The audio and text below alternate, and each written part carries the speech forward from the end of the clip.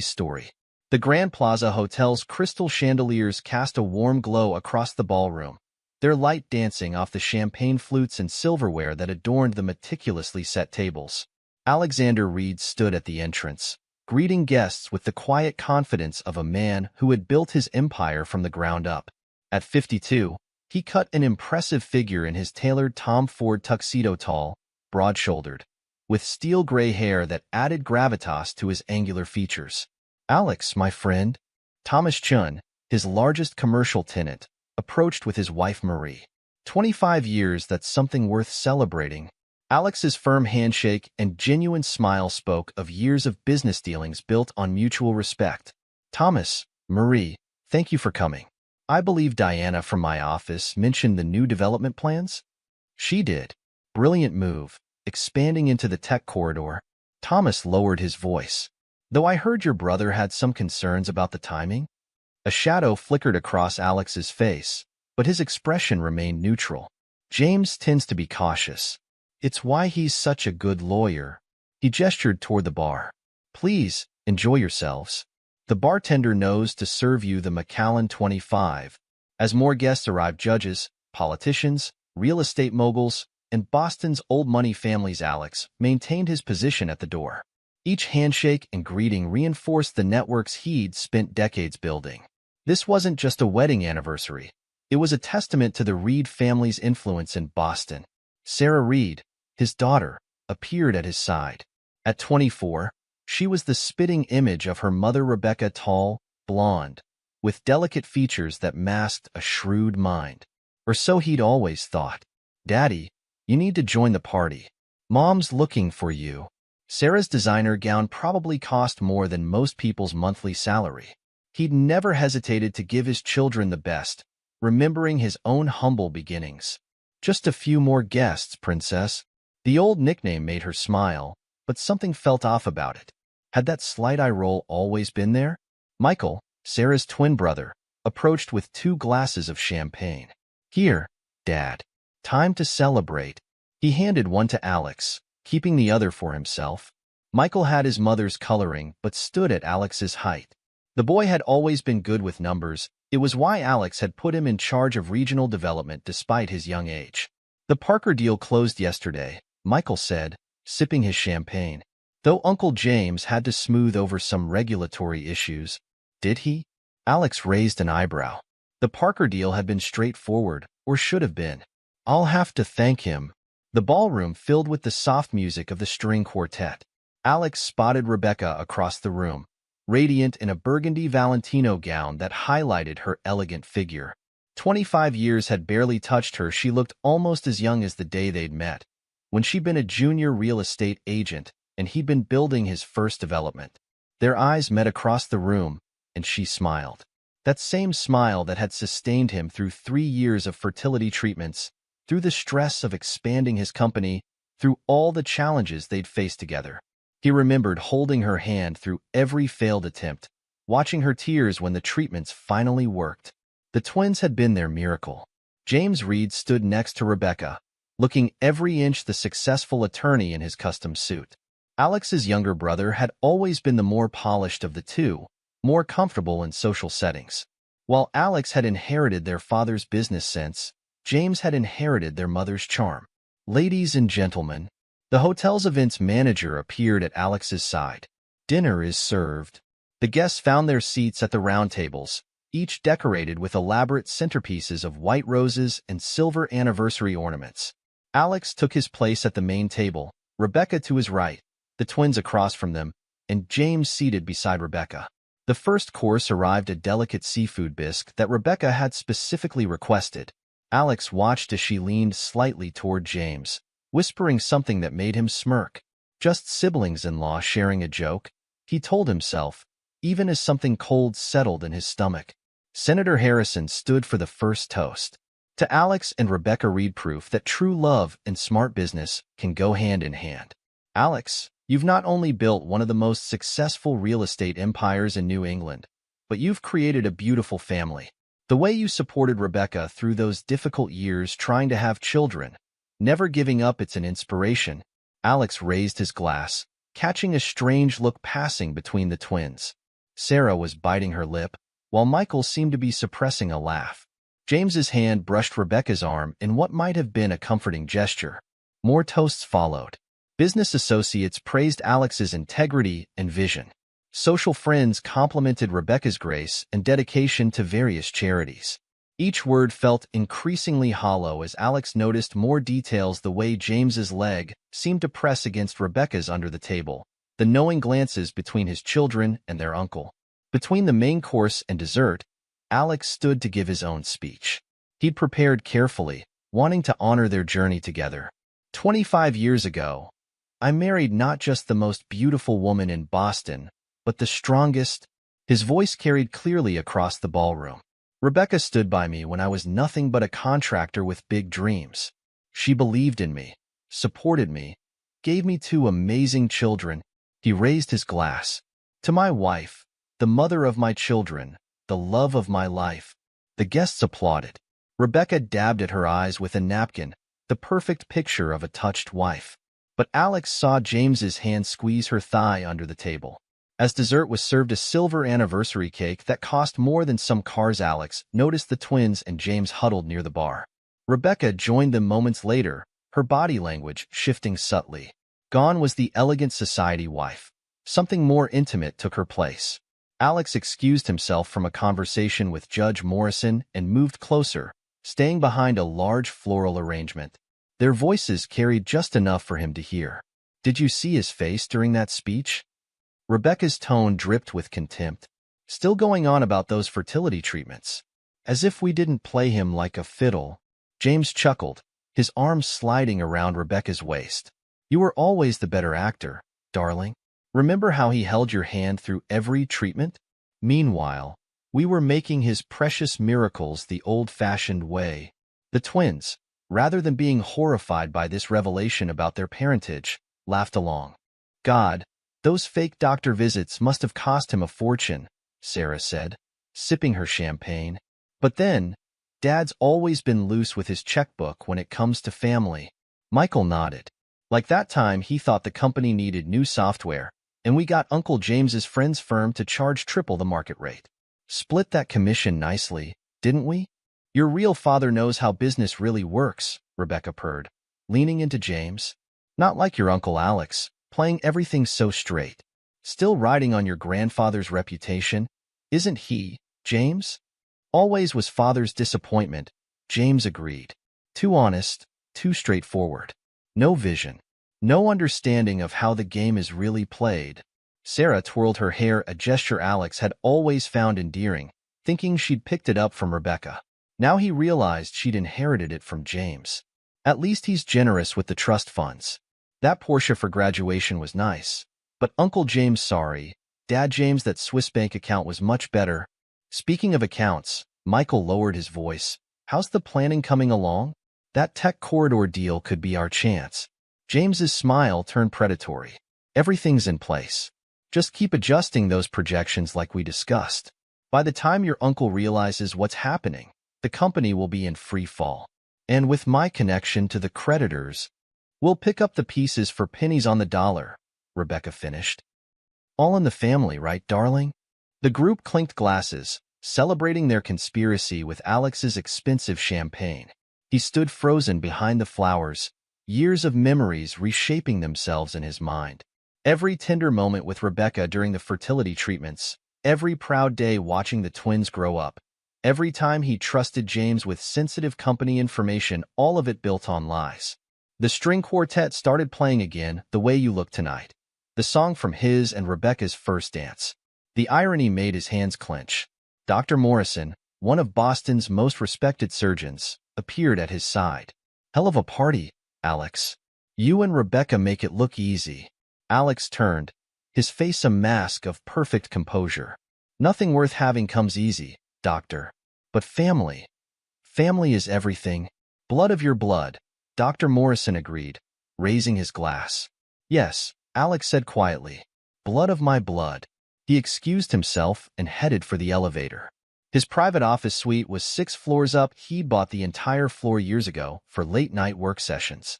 The elevator ride gave him time to process, to let the rage and betrayal crystallize into something colder, more focused. The office was dark when he entered, city lights twinkling through floor-to-ceiling windows. Alex moved to his desk, powered up his laptop, and entered a series of passwords.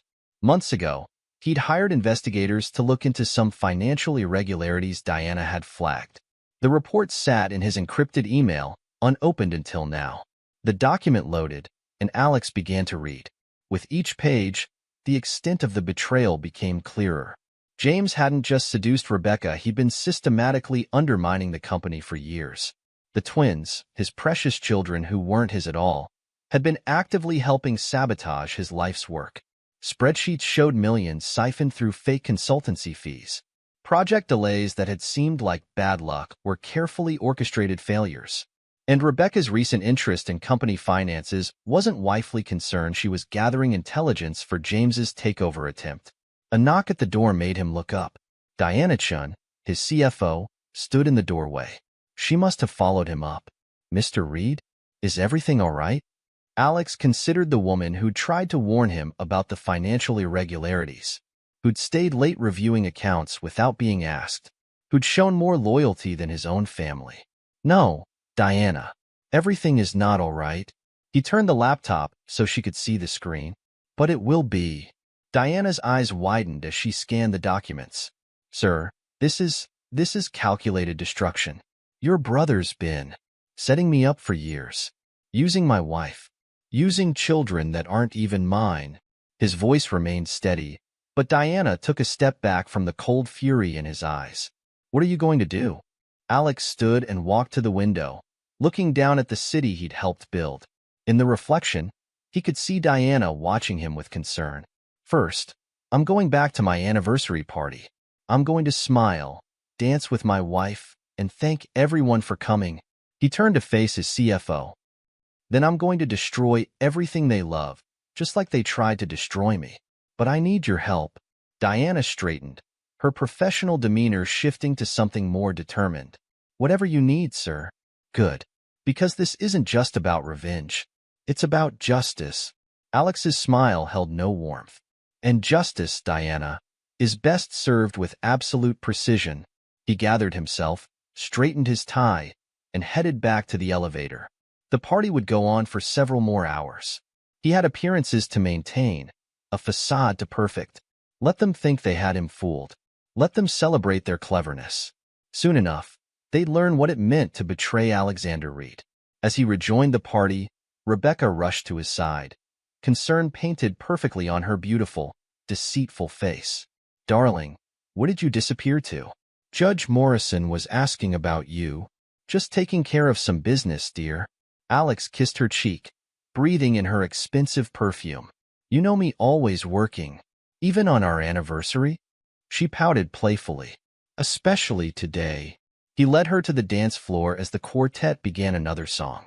"After all, everything I do is for our family." Rebecca melted against him, playing her role flawlessly. Over her shoulder, Alex saw James watching them, saw the tiny smirk playing at his brother's lips. The twins stood nearby, pretending to be the perfect children while they plotted his downfall. Let them think they had one. Let them believe their lies would last forever. Alex Reed held his wife closer and smiled, already calculating the precise moment when their whole world would come crashing down. After all, blood might be thicker than water, but revenge would be sweetest of all. The crystal chandeliers of the Grand Plaza continued to sparkle above the anniversary celebration, but to Alexander Reed, their light now seemed harsh and revealing.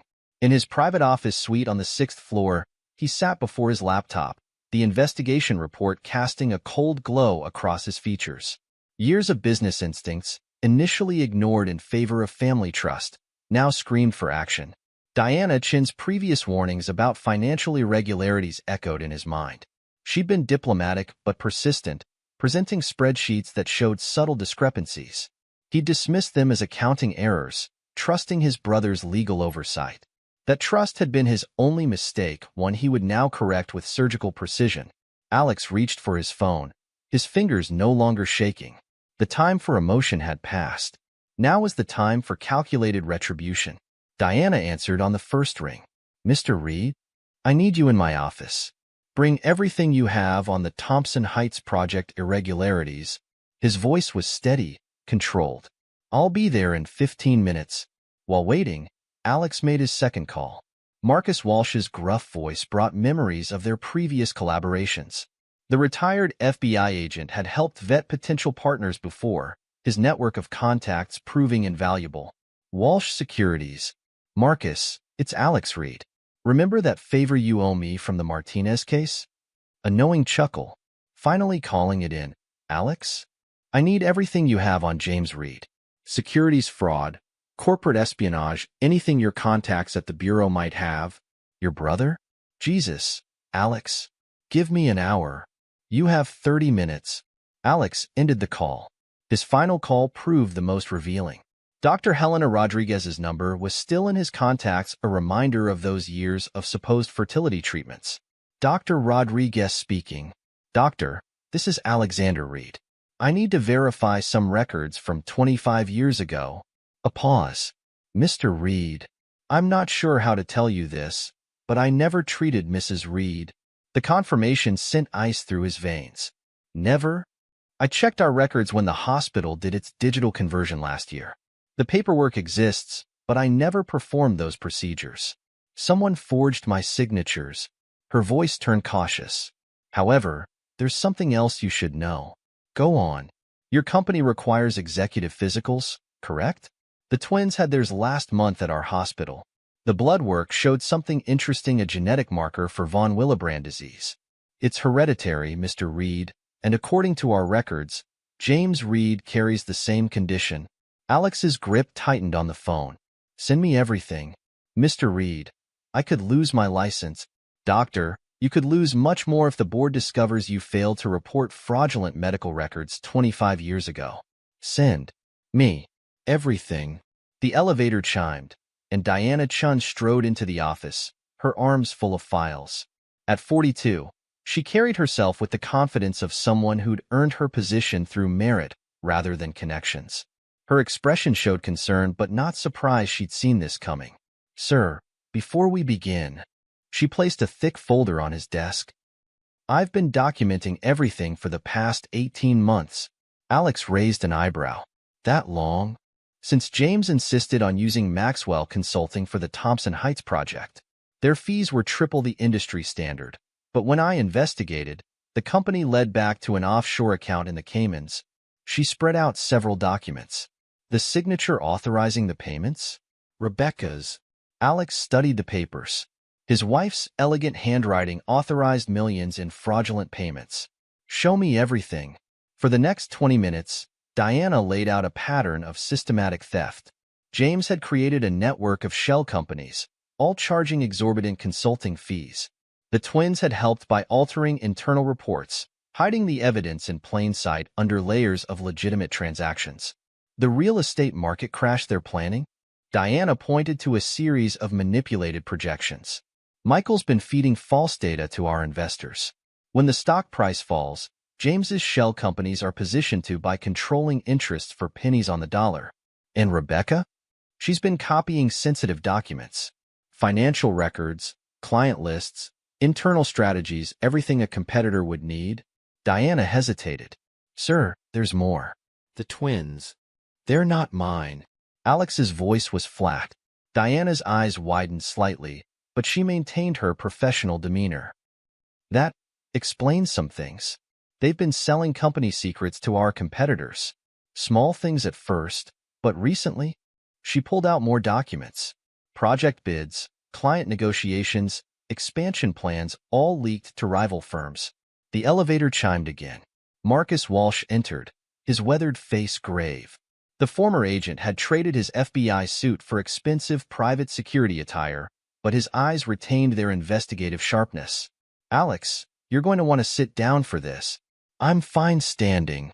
Walsh shrugged. Your brother's been on our radar for years. Remember the Carlton Industries collapse? The Sutton family scandal? Same pattern. He seduces the wife, uses the children to infiltrate the company, then destroys it from within. We could never prove it, but... He handed over a thick file. 3 other companies, Alex. 3 other families. Alex flipped through the pages.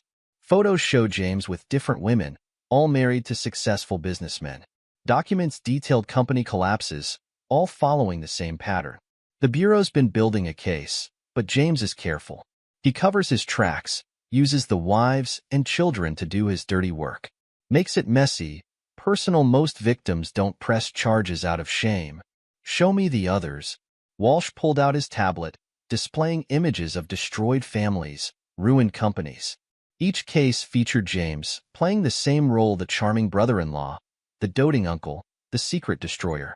The Palmer family in Chicago wife turned state's evidence after the divorce, but the company was already dead. The Hendersons in Atlanta husband had a heart attack when he discovered the truth. And the Whitfields in Seattle. Walsh paused. The twins from that one? They were James's too. DNA proved it during the custody battle. Alex absorbed each detail, his expression hardening. You have proof? Admissible evidence? Enough to start an investigation. But Alex, you need to understand, James doesn't just destroy companies. He destroys lives. The Whitfield twins?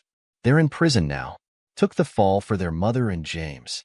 And the pattern's always the same. He uses the wife's social connections, the children's inside access, all while maintaining plausible deniability. Diana, who had been reviewing the FBI files, looked up. The timing matches. Each company collapsed just as James's shell corporations moved in to acquire the assets. A vulture capitalist with a family wrecker twist, Walsh added. The Bureau's been trying to connect the dots, but the victims usually walk away, too broken to fight. Alex moved to the window, looking down at the continuing celebration below. He could see Rebecca laughing with some society friends, playing her role perfectly. James stood nearby, charming a group of investors. The twins circulated with practiced ease, every inch the devoted children. Sir? Diana's voice was careful. What do you want to do? Alex turned back to his unlikely allies.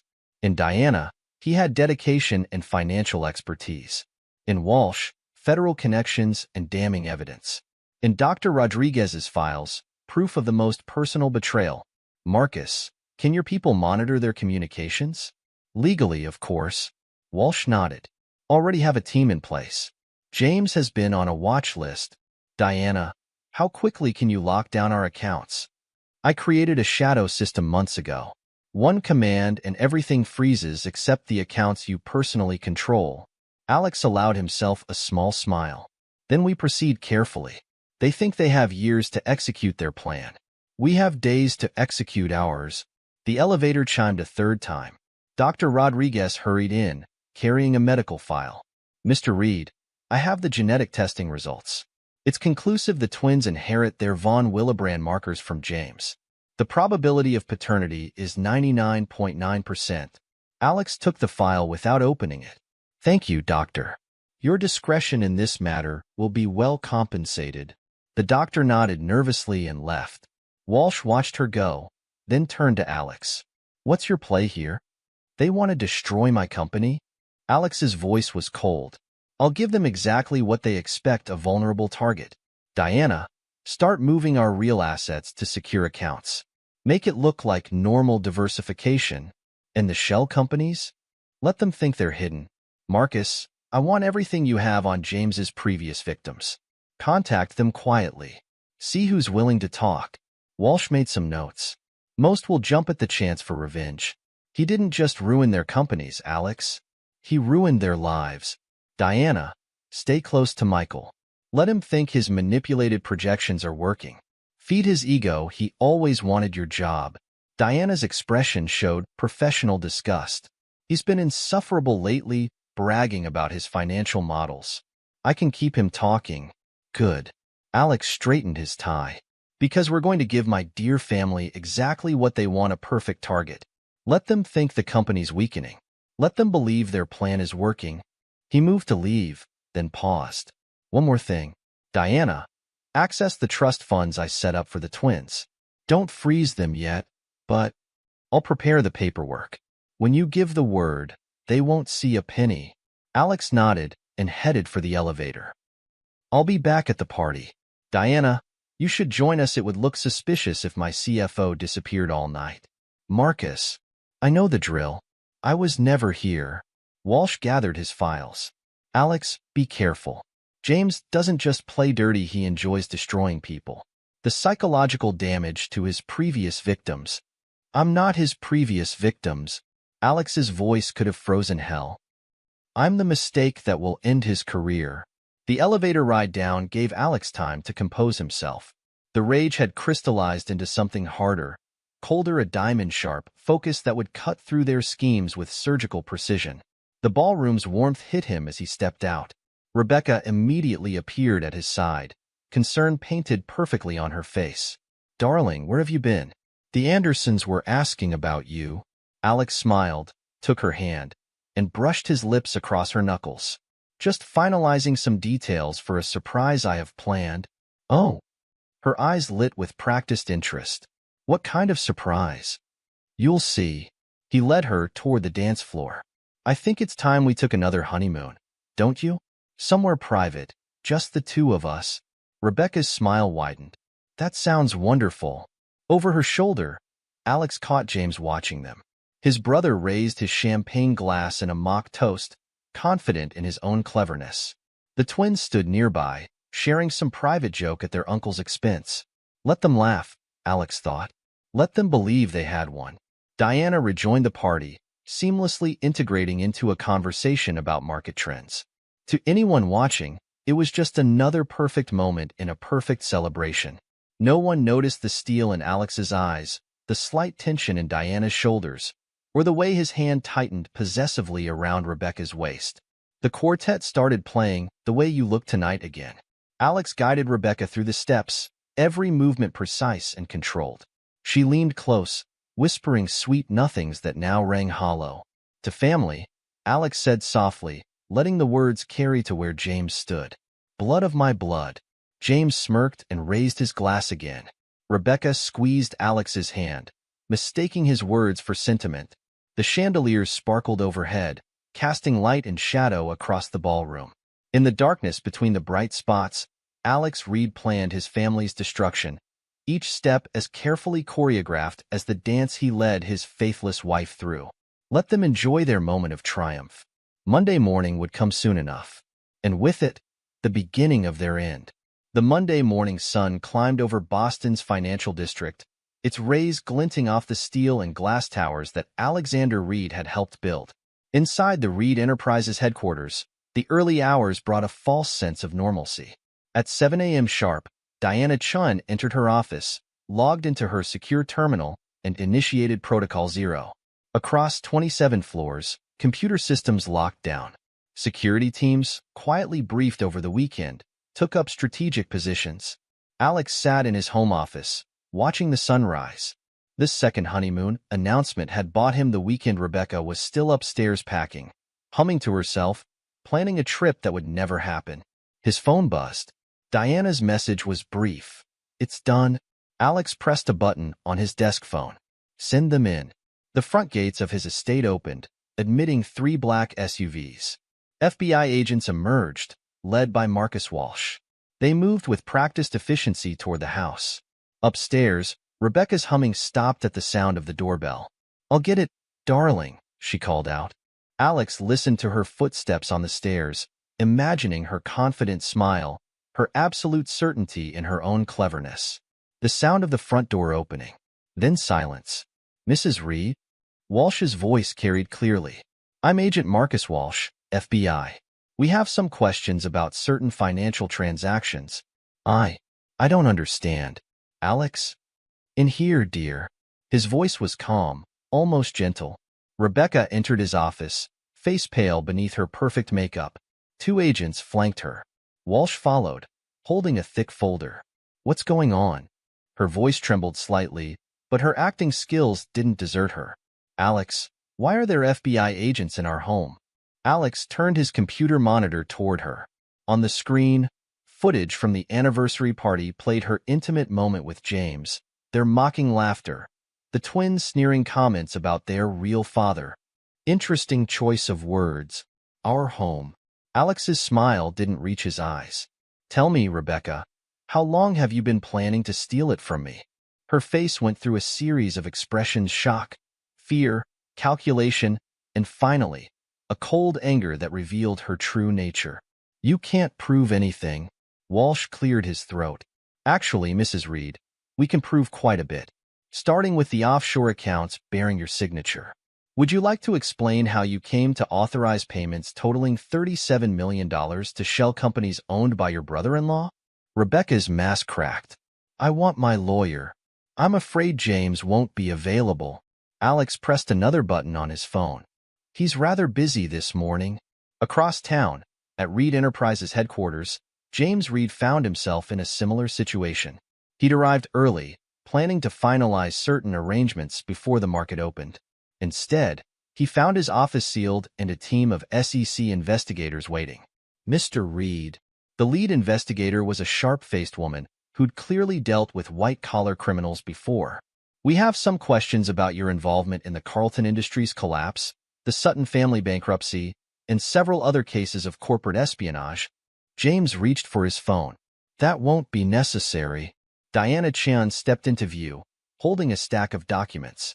Your access to all company systems has been revoked. The evidence of your previous activities has already been secured.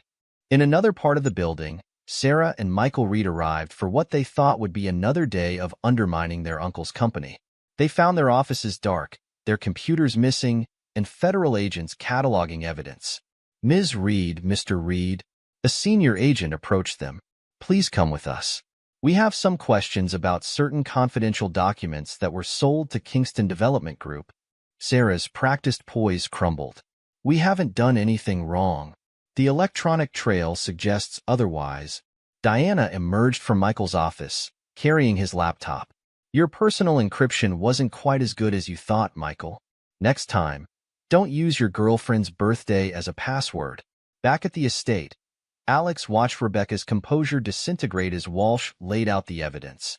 Bank records, emails, phone logs, the forged medical records from the fertility clinic. The genetic test results proving James's paternity of the twins. 25 years, Alex said quietly. 25 years of lies, and you never slipped. I almost admire the dedication. Rebecca's face contorted with fury. You were always so easy to fool. So trusting. So desperate for a family that you never questioned anything. James was right about you riding your grandfather's coattails, playing everything so straight and boring. And yet here we are. Alex stood, straightening his tie. You should have studied the company history more carefully, Rebecca. My grandfather didn't build this empire by being trusting. He built it by being smarter than his enemies. His phone buzzed again. A text from Diana. Media packages delivered. Right on schedule, every major news outlet in Boston received detailed documentation of James Reed's history of corporate sabotage. Special attention was paid to his pattern of seducing married women and using their children to infiltrate companies. The story exploded across social media. Previous victims, contacted quietly over the weekend, came forward with their own stories. Photos emerged James with other men's wives, other men's children, other destroyed families. Rebecca's phone started buzzing with messages from her social circle. She watched in horror as her carefully cultivated status crumbled in real time. The Burlington Club Board sends their regrets, Alex noted, checking his own phone. They've revoked your membership. The Children's Hospital Charity Committee is meeting this afternoon to discuss your position. Shall I continue? You're destroying everything we built. No, Rebecca. I'm destroying everything you tried to steal. His voice hardened. The company will survive. In fact, it will thrive. Diana's taking over as CEO. She's earned it through loyalty, not treachery. At Reed Enterprises, Diana was already implementing the changes they'd planned. New security protocols locked down sensitive information. Trading algorithms flagged suspicious patterns. The company's stock dropped initially as the scandal broke, but institutional investors, quietly briefed on the internal controls being implemented, held firm. The twins, facing federal agents in a stark interrogation room, crumbled faster than their mother. Years of privilege hadn't prepared them for real consequences. We didn't know about the other families, Sarah sobbed. Uncle James the first mean. James our father, he said it was just business. Michael proved more defiant. You can't touch us. We have trust funds. the best lawyers. About those trust funds. Diana entered with more documents. Mr. Reed had them frozen this morning. Your Ivy League educations, your cars, your apartments all paid for with money you were stealing from. Consider them forfeit. James, in another interrogation room, maintained his arrogance until presented with testimony from his previous victims. The Whitfield twins' prison interviews proved particularly damaging. They described in detail how James had manipulated them into corporate espionage, then abandoned them to take the fall. You're just jealous, James spat when Alex finally confronted him. I took everything from you, your wife, your children, your company's secrets. I won. Won. Alex's laugh was genuine. James, you're facing federal indictments in 3 states. Your previous victims are testifying. The SEC has frozen your assets. Your own children, the Whitfield twins, provided evidence against you. Tell me again how you won. 1 year later, the dust had settled. James Reed's conviction on multiple counts of securities fraud and corporate espionage earned him 15 years in federal prison. His victims testified at the sentencing, describing how he destroyed their families and companies. Rebecca, stripped of all marital assets due to her proven fraud, retreated to a small apartment in New Jersey. Her social media accounts went dark after photos emerged of her working as a real estate agent selling modest homes instead of hosting charity galas. The twins faced their own legal consequences. Their involvement in corporate espionage, proven through Diana's meticulous documentation, made them unemployable in their fields. Their attempts to reconcile with Alex, driven more by financial desperation than genuine remorse, met with silence. Reed Enterprises emerged stronger. Under Diana Chin's leadership, the company implemented revolutionary anti-fraud measures. Alex stepped back from day-to-day operations, focusing on establishing a foundation to help victims of family-based corporate fraud. Your story changed everything, Thomas Chun told Alex at the foundation's launch. Every family business in Boston is reviewing their internal controls. They should. Alex surveyed the crowd at the foundation's first fundraiser. Blood ties don't guarantee loyalty. Sometimes they just give traitors better access. He never remarried. Instead, he found purpose in mentoring young entrepreneurs, teaching them to balance trust with vigilance. His story became a case study at business schools how to detect and prevent family-based corporate fraud. The Reed Foundation's first initiative provided legal support for James's previous victims, helping them rebuild their lives and businesses. The Whitfield twins, released from prison, found work through the Foundation's rehabilitation program. Why help them? Diana asked once, reviewing the Foundation's work. They're James's children, just like Sarah and Michael. Because they learned from their mistakes, Alex replied. They paid for their crimes and chose to change. Our twins. He shook his head. They're still trying to trade on the Reed name, still blaming everyone but themselves. The Foundation's offices occupied the same floor where Alex had discovered the truth at his anniversary party. He kept no photos of his former family, no mementos of his marriage. The only personal touch was a small plaque on his desk, bearing words that had become his Foundation's motto. Blood may be thicker than water, but betrayal leaves the deepest stains. On quiet evenings, when the Boston skyline glittered like the chandelier from that fateful night, Alex would sometimes reflect on the lessons learned. He'd lost a false family but built something more valuable, a legacy of truth, justice, and redemption for others who'd faced similar betrayals. His grandfather would have been proud.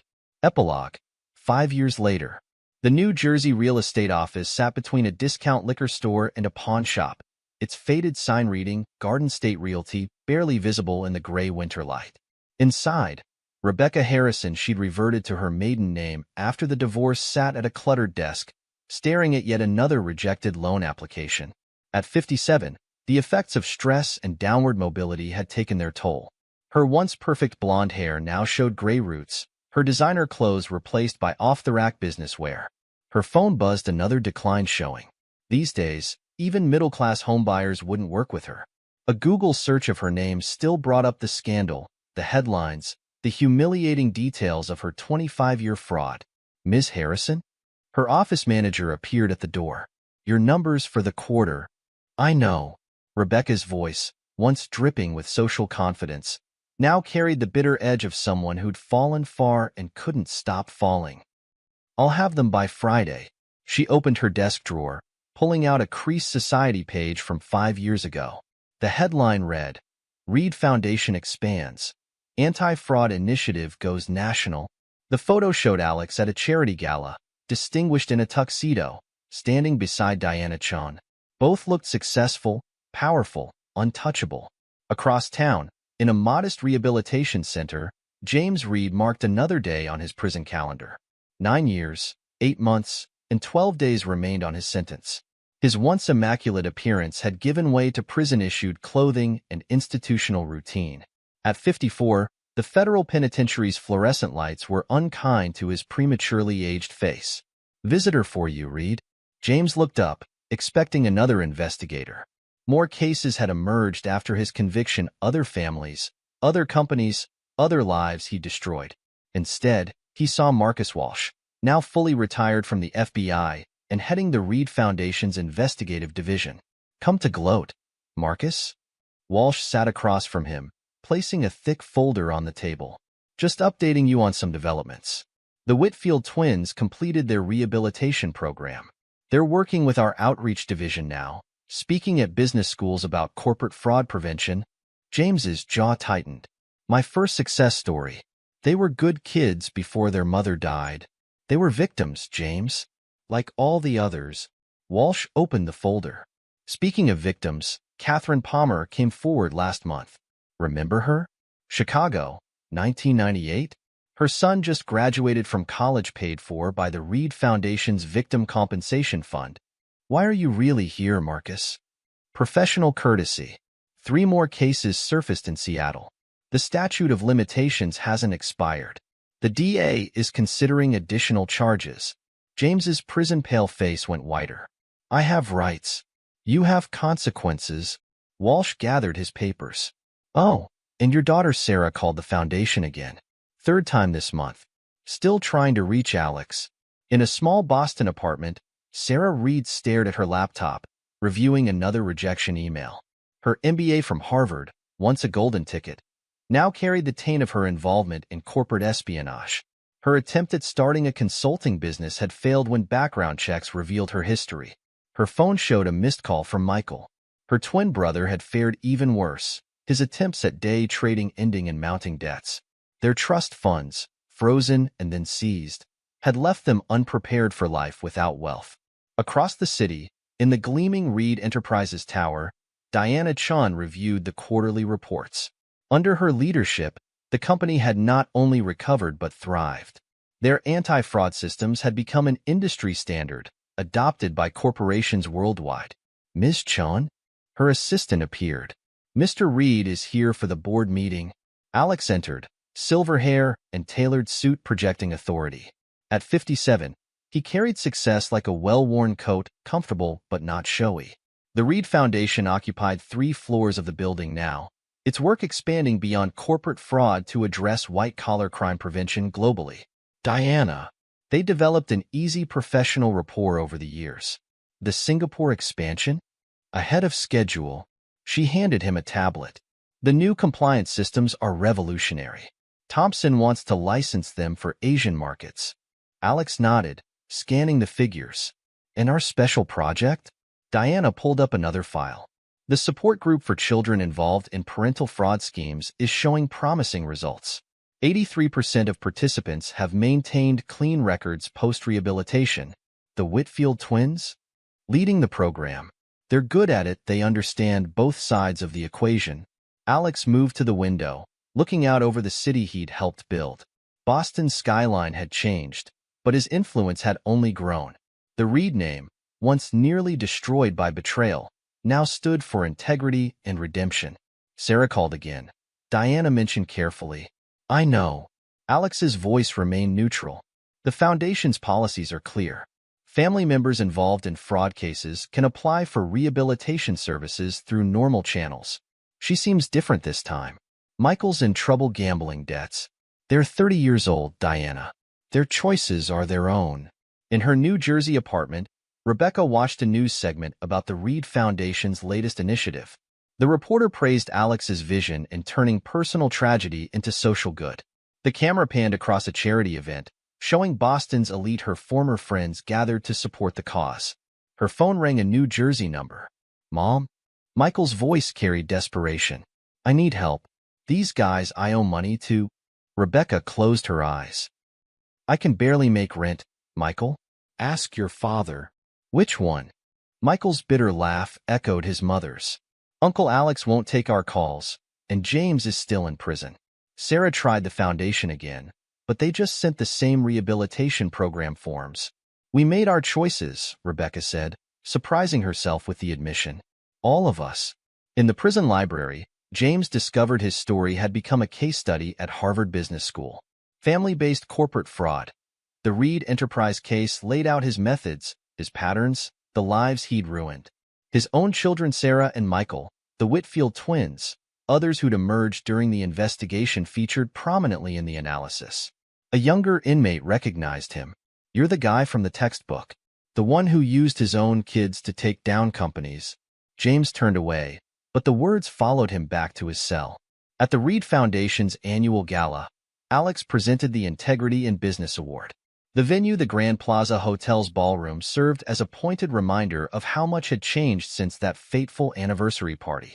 "Business is about more than profit," he told the assembled crowd.